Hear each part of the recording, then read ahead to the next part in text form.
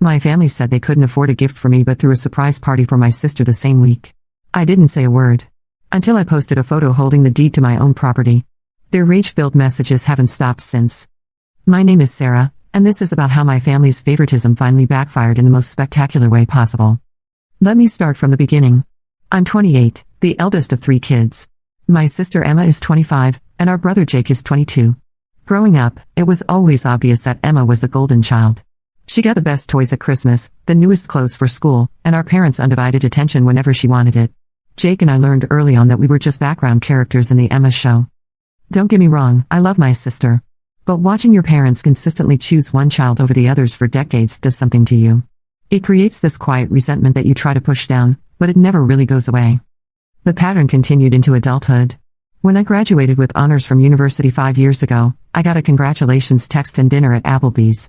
When Emma graduated from the same university 2 years later, our parents threw her a massive party and bought her a brand new Honda Civic.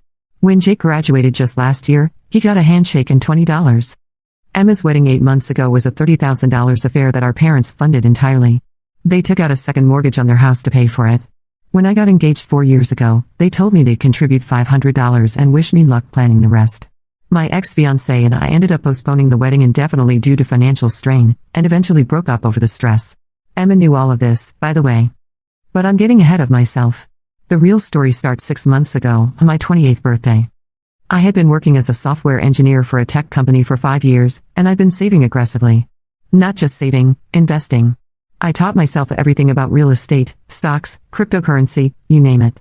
While my family was spending money on designer handbags and expensive dinners, I was living in a tiny studio apartment, driving a 12-year-old Toyota, and putting away 50% of my income. See, I had a plan. I'd been watching the real estate market in our area like a hawk, waiting for the right opportunity. There was this beautiful Victorian house about 10 minutes from where I grew up, 3 bedrooms, 2 bathrooms, original hardwood floors, a wraparound porch. It had been on the market for 8 months because it needed some work, and the price kept dropping. I had done my research. I knew exactly how much the renovations would cost, and I had connections with contractors from a previous project at work. The numbers worked perfectly. I could buy it, fix it up, and either flip it for a significant profit or keep it as my dream home. I had been planning this purchase for over a year. My birthday fell on a Thursday this year. I had been dropping hints to my family for weeks about this milestone, not about the house, just about wanting to celebrate together. I suggested we could do dinner, maybe a small gathering. Nothing fancy. I just wanted to feel like I mattered to them for once. The morning of my birthday, I got the usual text from my mom, "Happy birthday, sweetie. Hope you have a great day." That was it. No phone call, no plans, nothing. I waited all day. I kept checking my phone, thinking maybe they were planning something. By evening, I couldn't take it anymore, so I called my mom. "Hey Mom, it's my birthday," I said, trying to keep the hurt out of my voice. "Oh yes, honey. Happy birthday. How are you celebrating?" "I was hoping we could do something together as a family." There was a pause. "Oh Sarah, you know money's really tight right now. We just can't afford to do anything big. Maybe we can get together for coffee this weekend?" Money was tight. Those words hit me like a slap. I knew for a fact that my dad had just bought a new fishing boat the month before. I knew my mom had been posting photos of her weekly spa visits on Facebook. But they couldn't afford to take their eldest daughter to dinner on her birthday. "Sure, Mom. Coffee sounds fine," I lied. I hung up and sat in my apartment, staring at the wall. I felt so stupid for getting my hopes up. At 28 years old, I was still that little girl hoping her parents would notice her, would choose her for once. That's when I made the decision. I opened my laptop and sent an email to my real estate agent. "I want to make an offer on the Victorian house.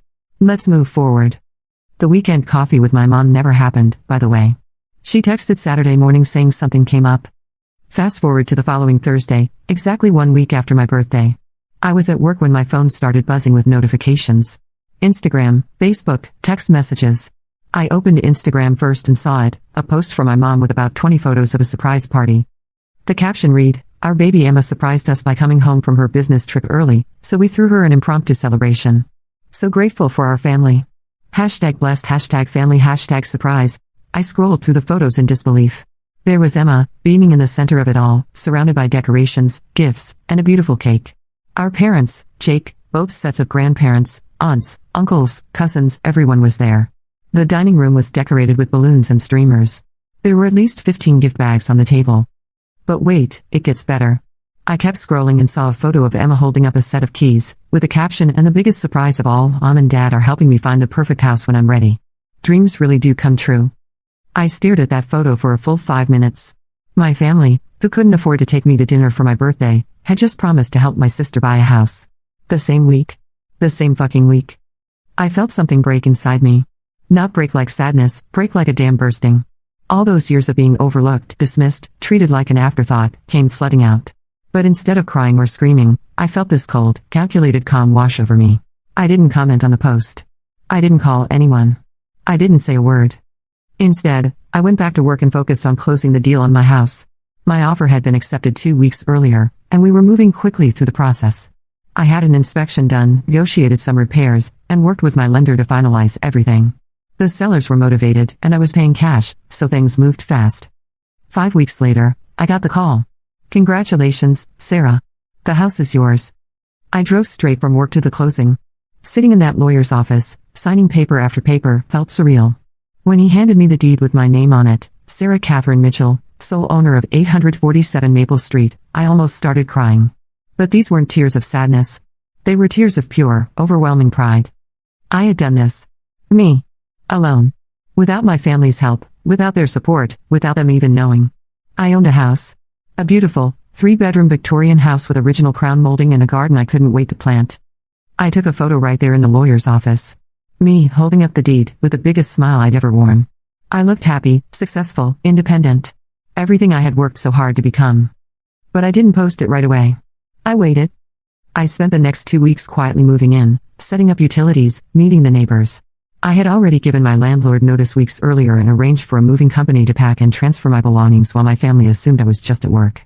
The house needed work, but it was structurally sound and absolutely gorgeous. I hired contractors to update the kitchen and bathrooms, refinish the hardwood floors, and paint the exterior. I was living my dream, and my family had no idea. During those 2 weeks, I got exactly 3 text messages from family members. One from Jake asking if I could lend him money for car repairs. I said no.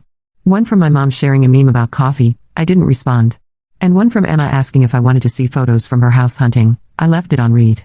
2 weeks after closing, I was ready. I had taken dozens of photos of the house, inside and out. I had photos of me painting walls, assembling furniture, planting flowers in the garden. I looked happy, glowing, accomplished. But the photo I chose to post was the original one from the lawyer's office. Me, holding the deed, smiling like I just won the lottery. Because in a way, I had. I crafted the caption carefully, officially a homeowner. Couldn't be happier with my new place. Sometimes the best things happen when you do them yourself. #new house, #homeowner, #blessed, #self-sufficient. I posted it simultaneously on Instagram, Facebook, and Twitter at 7 p.m. on a Friday night, prime social media time when I knew my family would be scrolling. Then I put my phone on silent and went to take a bubble bath in my gorgeous clawfoot tub. When I checked my phone 2 hours later, I had 47 missed calls and 73 text messages. The comments on my posts were a mix of congratulations from friends and coworkers and complete shock from family members. My cousin Lisa, Sarah what? When did this happen? My Aunt Carol, wait, you bought a house? When? How? But it was the private messages that told the real story. From my mom, Sarah, call me immediately. We need to talk. From my dad, what the hell is this? You bought a house without telling us? From Emma, are you fucking kidding me right now? From Jake, yo sis this is crazy. Can I come see it? The messages kept coming. I sat in my beautiful new living room, wrapped in a fuzzy robe, reading message after message of shock, anger, and demands for explanations. But the best part? The screenshot my friend Rebecca sent me of Emma's Instagram story from that night. It was a photo of her ugly crying with the caption, "When your sister decides to upstage your moment by buying a house without telling anyone." Some people have no consideration for timing. I laughed so hard I snorted wine through my nose. Saturday morning brought a new wave of messages. My mom had apparently been awake all night crafting the perfect guilt trip. Sarah, I'm so hurt that you didn't include us in this major life decision. We're your family. We should have been part of this journey. I don't understand why you would shut us out like this.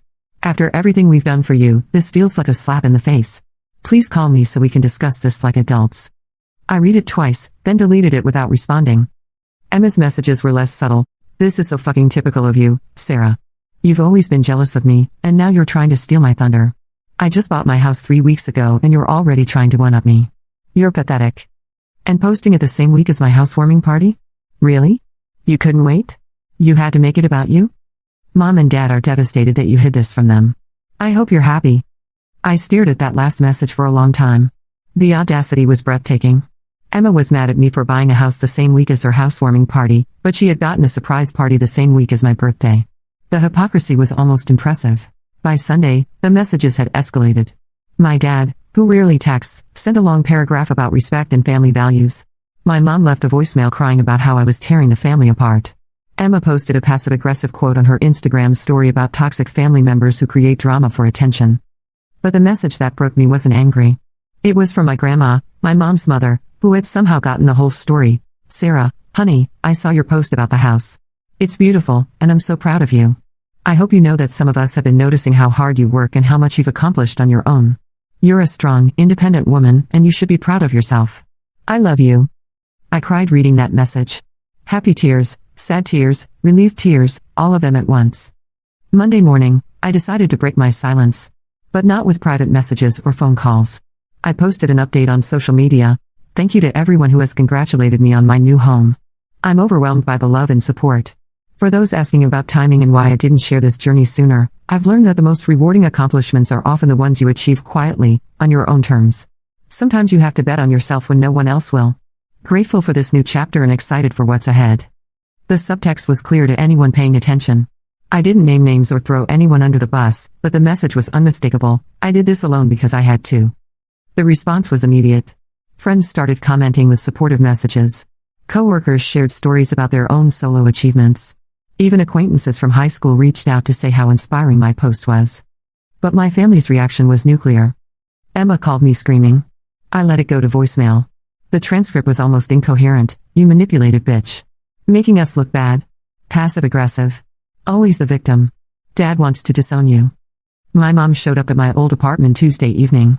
When I didn't answer, because I wasn't there, she called my landlord demanding to know if I had moved out. The landlord, bless him, told her it was none of her business. Wednesday brought the most revealing message of all. My dad, who had been silent since his initial angry text, sent this. Sarah, we need to have a serious conversation about your attitude and behavior. Your mother is beside herself. Emma is talking about cutting contact with you entirely.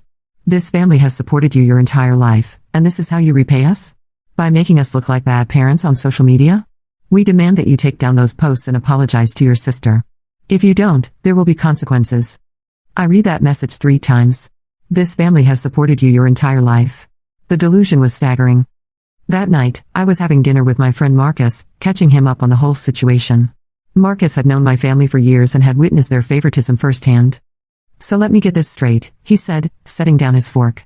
They forgot your birthday, helped Emma buy a house the same week, and now they're mad at you for also buying a house? That's the simplified version, but yes. And your dad thinks they've supported you your entire life? Apparently. Marcus shook his head. Sarah, you know this is insane, right?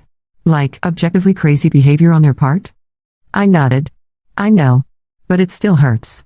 Of course it hurts. They're your family. But you need to see this for what it really is. They're not upset that you bought a house.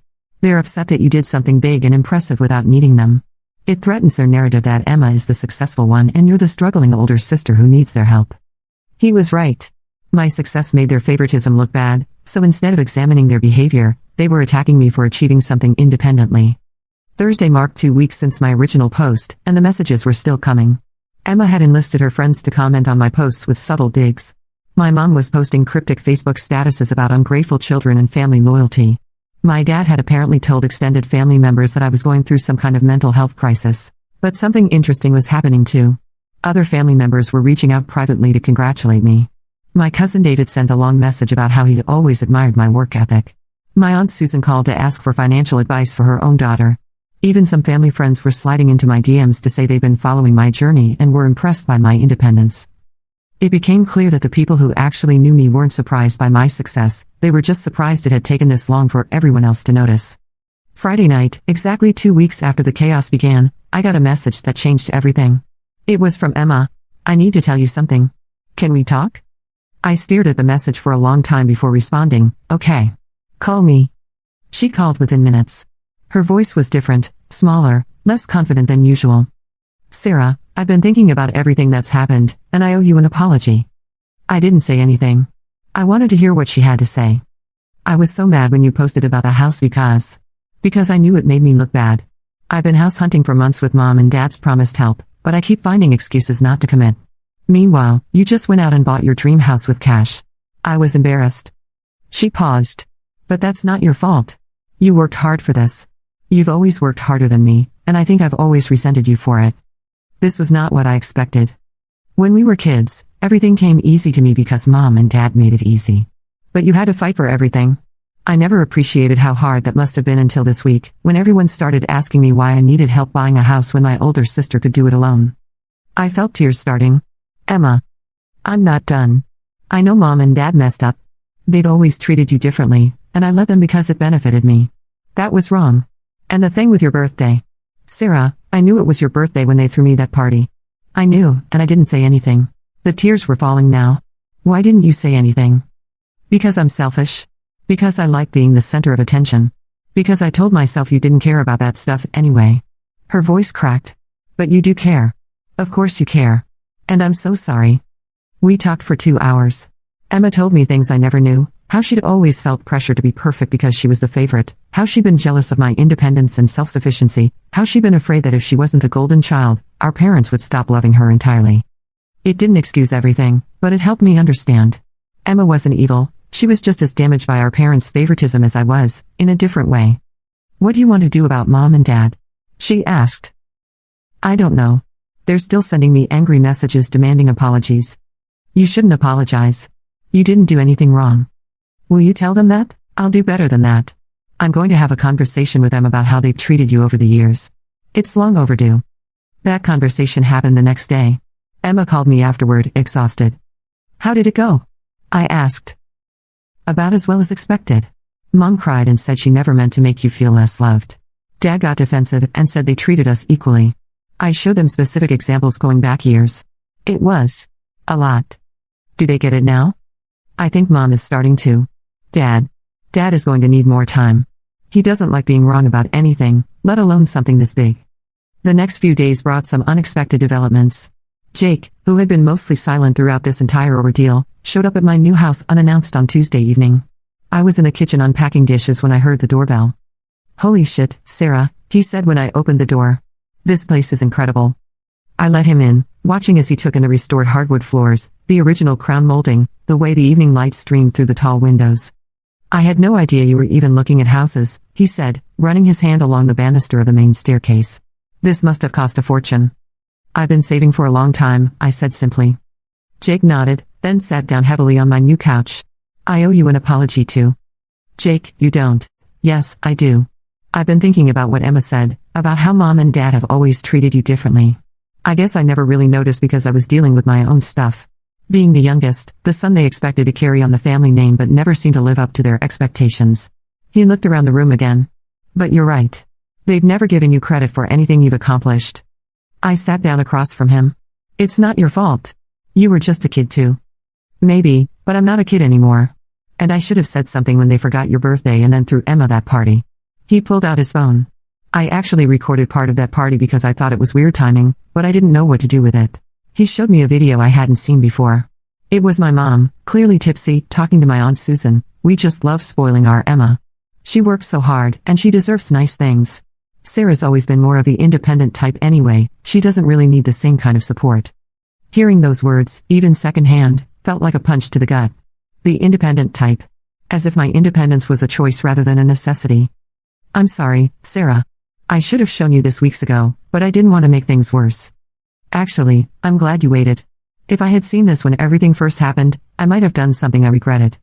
Jake spent the next hour helping me hang pictures and telling me about his own struggles with our parents' expectations.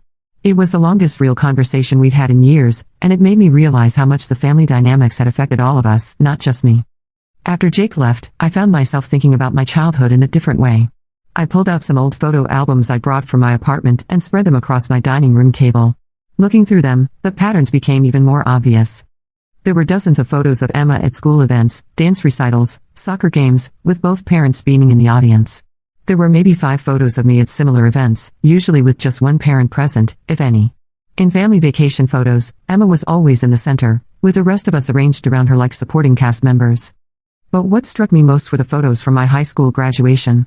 I had been valedictorian, earned a full scholarship to college, and was heading off to study computer science. In the handful of graduation photos, I looked happy but somehow alone, even surrounded by family. Emma, who was only a freshman in high school at the time, looked bored and was checking her phone in most of the shots. I found a photo from Emma's high school graduation 4 years later. There were probably 30 photos from that day, professional quality shots of Emma in her cap and gown, candid family moments, even photos of the celebration dinner afterward. The difference was stark. I was putting the albums away when my phone buzzed with a text from an unknown number. "Hi Sarah, this is Monica from the coffee shop on 5th Street. I saw your house post on Instagram and wanted to reach out. I'm a real estate agent now, and I have clients asking if you'd be interested in selling. The Victorian renovations have really caught people's attention. No pressure, just thought I'd mention it." It was surreal. I had worked in that coffee shop during college, saving every tip to pay for textbooks and groceries. Monica had been a regular customer who always left generous tips and asked about my studies. Now she was reaching out because my house had become neighborhood famous. I screenshot the message and sent it to Emma with a caption, "Plot twist, apparently I'm getting offers on the house already." She called immediately. "Are you going to sell it?" "No way. I love it here. But it's nice to know I made a smart investment." "Sarah, can I ask you something? When you were planning all this, the house, the renovations, everything, did you ever think about telling us? Like, did the thought cross your mind?" I considered lying, giving her an easy answer. But we were trying to rebuild our relationship on honesty. I thought about it. Especially when I was at the bank finalizing the loan, and when I was signing the papers. There were moments when I wished I had someone to celebrate with. I paused. But then I remembered how you guys reacted to my promotion 2 years ago. "What do you mean?" "When I got promoted to senior developer and got that raise. I was so excited to tell everyone at Sunday dinner. Mom's response was, 'That's nice, dear,' and then she immediately changed the subject to Emma's engagement party planning. Dad didn't even look up from his phone." Emma was quiet for a long moment. "I remember that dinner. I was complaining about wedding venue costs." "Right. And within 5 minutes, Mom was offering to call her friend who owns that event space and Dad was talking about increasing their contribution to your wedding budget." The memory still stung. I realized that my successes made everyone uncomfortable because they highlighted how little support I'd been given. It was easier for everyone if I just kept my wins to myself. "That's so fucked up, Sarah. And I'm sorry I was part of it." "You were. But you're also trying to make it right now, which means something." That weekend, I decided to throw my own housewarming party. Not a big affair, just a few close friends, some co-workers, and Jake. Emma was visiting her boyfriend's family, but she helped me plan it over FaceTime. I wanted to celebrate this achievement properly, with people who genuinely cared about my success. My friend Rebecca brought her famous spinach dip. Marcus arrived with a bottle of champagne and a succulent from my kitchen windowsill. My co-worker David, who had mentored me through some difficult projects, brought his wife and twin daughters, who immediately fell in love with a big backyard. We grilled burgers, played music, and gave tours of the house. Everyone was genuinely impressed with the renovations and kept asking about my design choices, my contractor recommendations, my timeline for different projects. It felt amazing to be the expert for once, to have people seek out my advice and opinions. Around sunset, we were all sitting on the front porch when my neighbor from across the street came over with a plate of homemade cookies. "I'm Helen," she said, introducing herself to the group. "I wanted to welcome Sarah properly to the neighborhood. We've been watching the renovation process, and you've done such beautiful work." Helen was probably in her 70s, with silver hair and kind eyes. She settled into one of my porch chairs like she'd been coming to these parties for years. "This house sat empty for almost a year before Sarah bought it," she told my friends. "We were all worried it would stay that way or get bought by some investor who would flip it cheaply. But Sarah has been so respectful of the original character while making it her own." "Helen knows everything about this neighborhood," I explained. "She's lived here for 40 years. 43 next month," Helen corrected with a smile. "And I can tell you that this young woman has brought more life to this street than we've seen in a long time. She actually talks to her neighbors instead of hiding behind headphones. She's already volunteering for the neighborhood association." My friends exchanged impressed looks. Rebecca raised her champagne glass, to Sarah, for creating the home she deserves and the life she's always worked for. Everyone cheered and clinked glasses. In that moment, surrounded by people who appreciated me for who I was rather than comparing me to someone else, I felt a happiness I hadn't experienced in years. Later that evening, as I was cleaning up, I got a text from my mom. "Saw Jake's Instagram story from your party. The house looks lovely. I hope we can visit soon." It was a small gesture, but it felt like progress. She wasn't demanding an invitation or making it about her feelings. She was just acknowledging what I'd accomplished and expressing hope for the future. I decided to respond, "Thank you. I'd like that too, when we're all ready." The next morning brought an unexpected visitor. I was in my garden, planting herbs in the raised beds I built, when I heard a car door slam. I looked up to see my dad walking across the lawn, looking uncertain and older than I remembered. "Hi, sweetheart," he said, using a tone I hadn't heard from him in years. "Hi, Dad. This is a surprise. How did you get my address?" "Jake gave it to me." "I hope that's okay. I asked him not to tell you I was coming because I wasn't sure I'd have the courage to actually show up." He looked around the yard, taking in the landscaping, the fresh paint on the house, the new porch furniture. Jake wasn't exaggerating. "This place is really something." "Thanks." I stood up, brushing dirt off my hands. "What brings you by?" He was quiet for a moment, and I could see him struggling with something. My dad had never been good with emotional conversations or admitting when he was wrong. "I've been thinking about what Emma and your mother have been saying. About how we've treated you over the years." He kicked at a small stone in the walkway. "I don't see it the same way you all do, but I can see that you feel hurt. And that's not what I wanted." It wasn't a full apology, but it was more than I'd expected from him. "I've always been proud of you, Sarah. Maybe I didn't show it the right way, but I am. This house, your job, the way you've handled yourself through all this drama, it shows strength." "Dad, let me finish. I know I'm not good at this stuff. Your mother is better with the emotional things. But I want you to know that when I tell people about my kids, I talk about your career, your independence, your accomplishments. I guess I assumed you knew that." I felt tears starting. "I didn't know that." "Well, now you do." He looked up at the house again. "Can I see the inside?" "Jake said you did most of the design work yourself." I gave him the full tour, watching as he examined the crown molding I'd had restored, the built-in bookcases I designed for the living room, the kitchen island I'd custom-ordered to fit the space perfectly. He asked technical questions about the electrical work, the plumbing updates, the HVAC system. It was the most engaged conversation we'd had in years. "This is really impressive, kiddo," he said as we finished in the master bedroom. "You've got a good eye for this stuff." "I learned a lot from watching you work on our house when I was little," I said. His face softened. "I remember you always wanting to help with my projects. You were the only one who showed interest in learning how things worked. I still have that toolbox you gave me for my 16th birthday." "You do?" "Of course. I used it for half the projects in this house." We stood there for a moment, both of us probably thinking about all the years of misunderstanding between us. "Sarah, I know I haven't been the father you needed. I don't know how to fix that, but I'd like to try." It wasn't everything I'd hoped for, but it was honest. And it was a start. As I write this, it's been a month since I posted that photo with the deed. The angry messages have mostly stopped, replaced by awkward attempts at reconciliation. My mom sent me a long apology letter acknowledging her mistakes and asking if we could start over. My dad hasn't apologized directly, but he did send a photo of my house to his work buddies with the caption, "My daughter's new place." Emma and I are rebuilding our relationship slowly. She came to see the house last weekend and helped me paint the guest bedroom. We talked about everything, our childhood, our parents, our futures. It felt like talking to my sister for the first time in years, instead of talking to the golden child. The funniest part of all this? The house has increased in value by $30,000 since I bought it, thanks to the renovations and a hot real estate market. I could sell it tomorrow and make a significant profit. I'm not going to, because I love living here, but it's nice to know I made a smart investment. My parents want to visit the house, but I'm not ready for that yet. I need them to understand that this isn't just about real estate or social media posts. It's about 28 years of feeling invisible in my own family, and one moment when I decided I was tired of waiting for them to see me. I posted another photo last week, me in my garden, covered in dirt, planting tomatoes. The caption was simple: "Home is where you plant yourself and grow." The response was overwhelmingly positive. Friends, co-workers, distant relatives, even neighbors I barely know have been cheering me on. It turns out that a lot of people have their own stories about family favoritism and finding success on their own terms. But the message that meant the most came from an unexpected source, a high school classmate I hadn't talked to in years. "Sarah, I've been following your story and I wanted you to know that you inspired me to finally make an offer on a house I've been looking at for months. If you can do it alone, so can I. Thank you for showing me what's possible." That's when I realized something important. This was never really about revenge or payback. It was about reclaiming my own narrative. For years, I let my family define me as the struggling older sister who couldn't quite get her life together. But that was never true. I was the hardworking, independent, successful daughter who didn't need anyone's help or approval. The deed to my house isn't just a legal document. It's proof that I bet on myself when no one else would, and I won. My family is still processing everything that's happened.